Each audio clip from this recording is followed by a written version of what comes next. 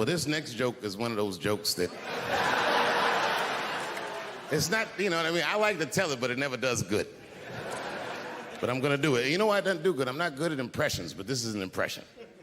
You ready? Okay. This is not gonna work. All right, this is my impression. It's my impression of the dead people on the Titanic. You didn't let me finish. This is my impression of the dead people on the Titanic as the submersible was approaching their ship.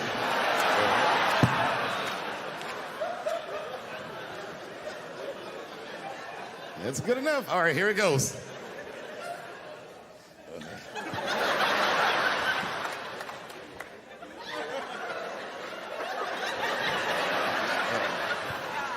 I'm gonna do it. Okay, here it goes. Join us in our watery grave.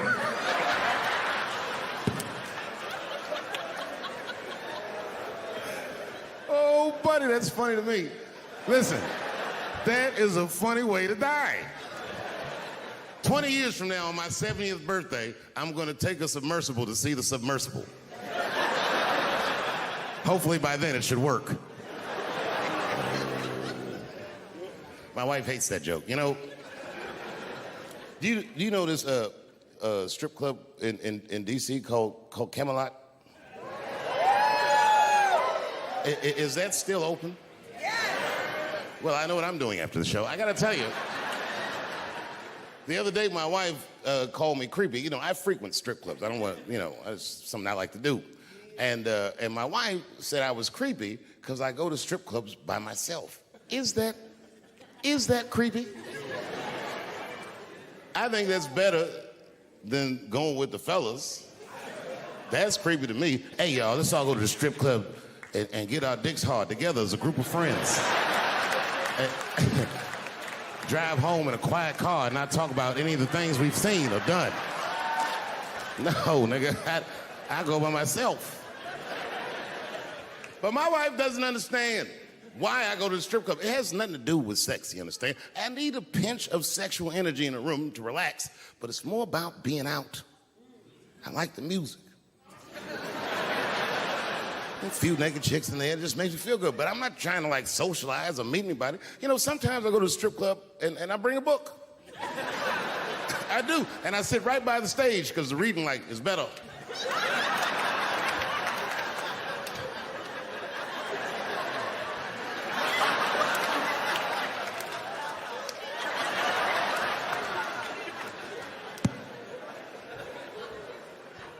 One time I went to a strip club, and this is weird. I don't know why. The stripper, for some reason, told me her real name. I know, so I left. She didn't understand. She was like, "Where are you going?" I was like, "Good night, Deborah."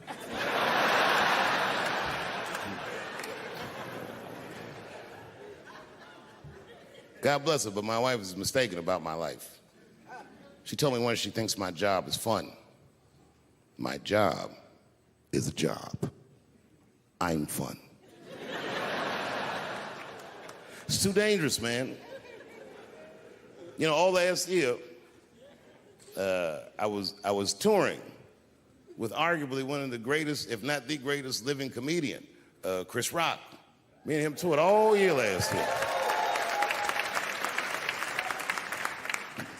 And right before that tour started, Chris was involved in what we blacks might even consider a goddamn 9/11.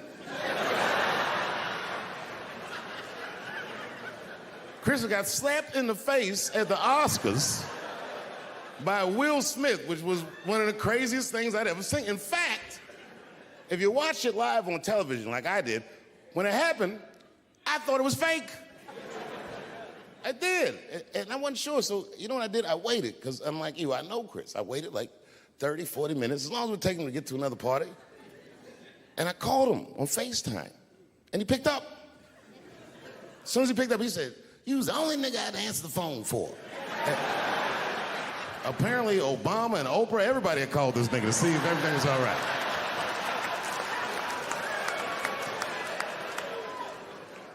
thought it was fake. I didn't know. So I asked him, I go, well, you know. He said, what? I said, well, did it hurt? And he said, yes, nigga, it hurt. And then I knew that it was real. And then, and only then, was I offended. And I wasn't just offended that he got slapped. That was only half of it. The real offensive part was that after they slapped him, this nigga Will just sat down and enjoyed the rest of his evening. It was crazy. It was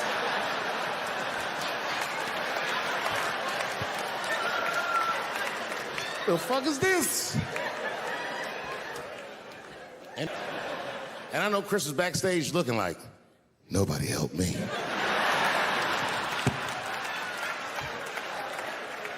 Everybody hates Chris.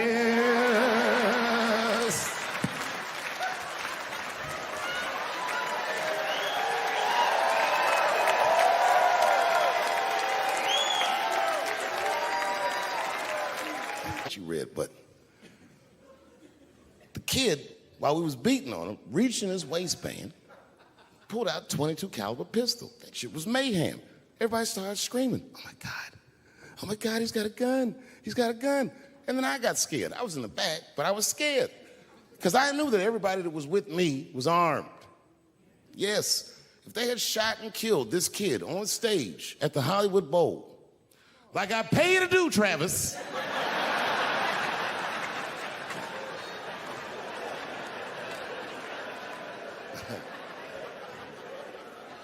but Travis G'd up. Travis wrestled the gun out of the kid's hand, and then he took it like this and tried to chamber the round, and he couldn't. So he pulled the trigger, and it wasn't a gun. A knife blade popped out of the front. I guess this kid was gonna stab me. Some scary shit. So the next night, even though I didn't have a show, I said, I gotta get right back on stage. And I went and did a show. And someone in the audience screamed out, Dave, what happened with the attack? And I didn't know there was journalists in the room. All I said was that this nigga had a knife that identified as a gun. I got 6 more weeks of bad press for that joke. I didn't even do nothing to this nigga. That's not right. That was not right. And then the New York Post went to the jail and interviewed my attacker like he was some kind of hero. And I read that interview. Turns out the entire attack was my fault. Yes, I triggered him. I didn't mean to. I had done jokes about the homeless. It turns out this young man was homeless. And I mean, there's no way I could have known this. But I will say, for a homeless guy, this nigga had incredible seats.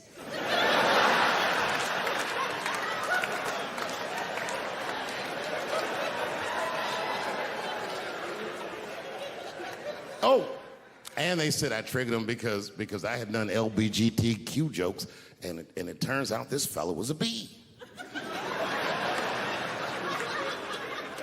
That was the headline in the article. It said, Dave Chappelle's alleged attacker is bisexual.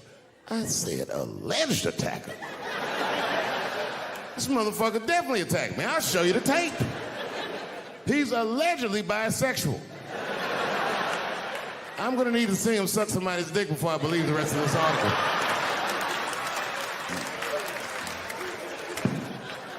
I read that shit in the paper. I was horrified. I was like, oh, bisexual? I could have been raped.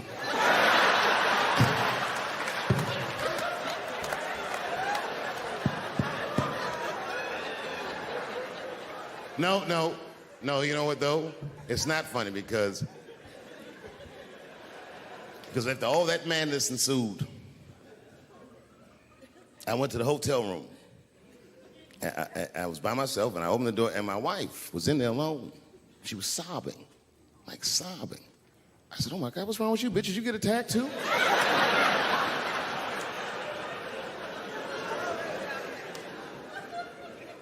And she's crying and she said, oh my God, David. She said, if you had died tonight, me and the kids would have nothing.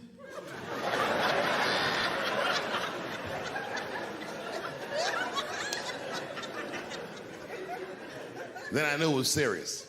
So I sat down on the bed next to her. And I reached in my pocket, I pulled some keys out that she had never seen before. She said, what are those keys? And I gently placed them in her hands. I said, sweetheart, those are the keys to my safe deposit box. God forbid anything ever happen to me. But if it does, don't even worry about it. You and the kids have everything you need in that box. I've already taken care of it. And she was looking at them keys, and I could see her mind realize what we were actually talking about. And then she just started crying harder. And to be honest with you, that made me cry a little bit too. And we hugged each other real tight.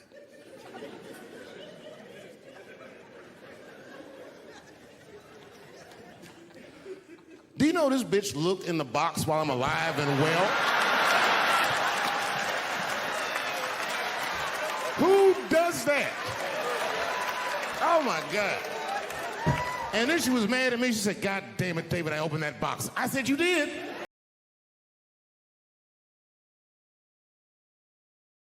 All year, we was touring, and I couldn't wait to see what he was going to say in his special about this slap. And I toured him all year, but the night he taped his special, Chris was one of these guys that's crafty. You never know what he's going to say until he really says it. So I went to see him tape his special. He taped it right up the street in Baltimore. Now, you guys are from D.C., so you know about Baltimore. We all know that through the years, D.C. has been through some very, very tough times. Sadly, Baltimore is still in a very tough time. Not everybody in the world really can understand the depth of Baltimore. Baltimore is so desperate that Tupac and his mother moved from Baltimore to Oakland for a better life.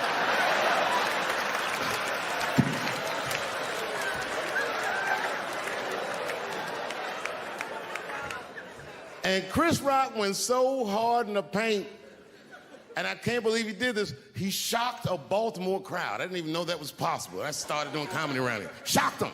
And you know what he said that got him? He looked at the crowd, he walked out. I didn't expect him to say this. He looked at the crowd, it's all black, Baltimore black.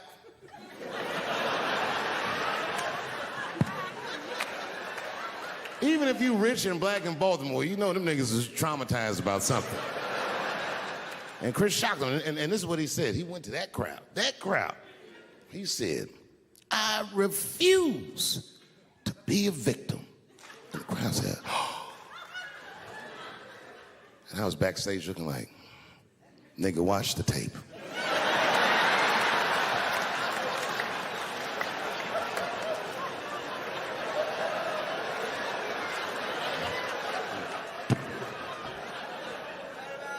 I know it's fucked up, but I tell you the truth. You know, everything's funny. Everything's funny till it happens to you. 3 months, a mere 3 months after that terrible attack that Chris Rock endured, I was on stage at the Hollywood Bowl, and a lunatic jumped out of the crowd and attacked me. Now, I gotta tell you, if it happens to you, you don't even know what the fuck is happening. It was like slow motion. I just looked over. I don't know this nigga. I just looked and said, oh my God, I'm being attacked. And this motherfucker was raggedy. He jumped at me. He was like, ah! I'm old, but I'm fast. I caught this motherfucker's head with my hand and pulled his hoodie over his eyes. I can still feel his head in my hand. It was spongy. He had been growing dreadlocks. Not the beautiful dreads that breastfarians grow. These were accidental LA homeless dreads. This shit had leaves and sticks and bottle caps and shit in it, some kind of grease. I was like, ugh, like this. And then I fell down. And he knocked me all the way on the ground. And I was like, man, this is a bad situation. I'm like, I don't know if I'm gonna die or what's gonna happen. But in that moment of vulnerability,